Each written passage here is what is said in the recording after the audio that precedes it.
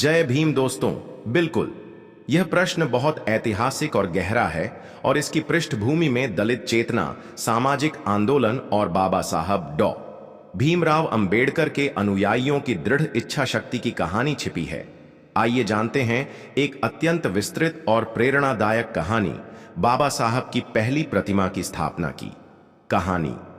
एक मूर्ति जो क्रांति की नींव बनी वर्ष 1956 भारत में सामाजिक हलचल का समय था।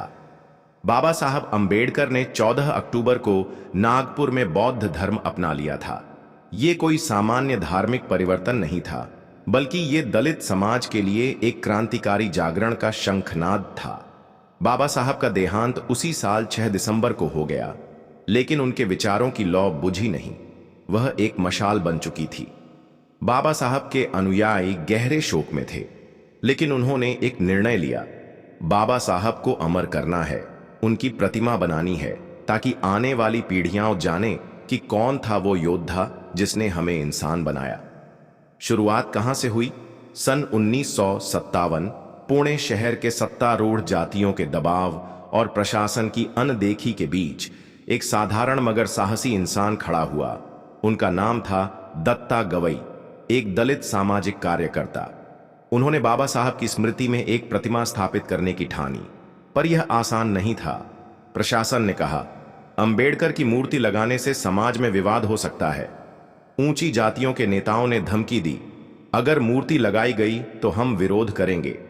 लेकिन दत्ता गवई और उनके साथियों ने कहा, जब हमारे मन में डर नहीं था बाबा साहब के पीछे चलने में, तो अब कैसा डर।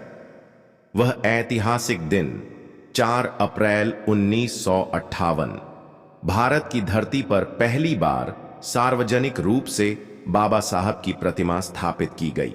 स्थान: सातारा जिला, महाराष्ट्र। स्थापना करने वाला: दलित पैंथर्स से जुड़े कार्यकर्ता और स्थानीय बौद्ध अनुयायी। प्रतिमा का अनावरण: एक स्थानीय बौद्ध भिक्षु द्वारा। प्रतिमा बेहद साधारण थी, सीमेंट और प्लास्टर से बनी, हाथ में संविधान की एक किताब की आकृति और सिर ऊंचा।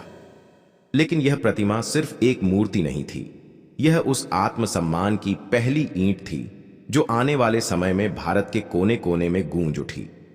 विरोध और संघर्ष: प्रतिमा लगते ही विरोध हुआ। जातिवादी ताकतों ने उसे हटाने की कोशिश की, कुछ ने उस पर कालिक फेंकी, लेकिन दलित समाज ने प्रतिमा की रक्षा की तरह अपनी अस्मिता की रक्षा की। रात रात भर पहरे दिए गए, बच्चों को बताया गया, ये तुम्हारा ईश्वर नहीं, तुम्हारा इतिहास है। प्रतिमा से जन आंदोलन तक। इसके बाद महाराष्ट्र, मध्य प्रदेश, उत्तर प्रदेश, बिहार और दक्षिण भारत में एक लहर उठी। हर गांव में बाबा साहब की प्रतिमा चाहिए। यह सिर्फ एक मूर्ति नहीं थी, यह एक चेतना थी जो कहती थी कि संविधान हमारा है, यह देश हमारा है और हम भी बराबरी के हकदार हैं। कुशीनगर से लेकर कन्याकुमारी तक लाखों लोग चंदा इकट्ठा करते, ईंटा सीमेंट लाते और बाबा साहब की मूर्ति लगाते। बहुत बार प्रशासन मना करता, लेकिन जनता पीछे नहीं हटती।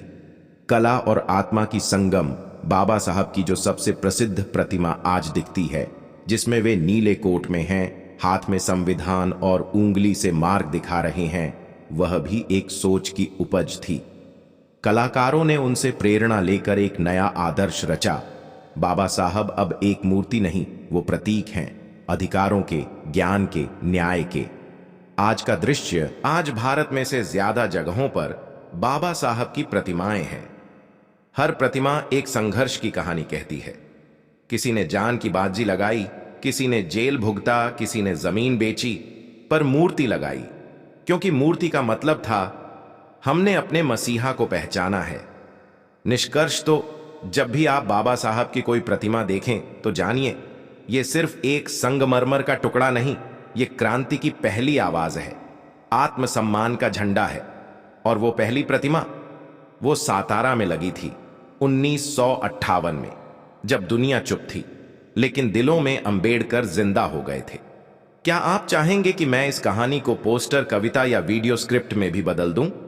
बहुत अच्छा।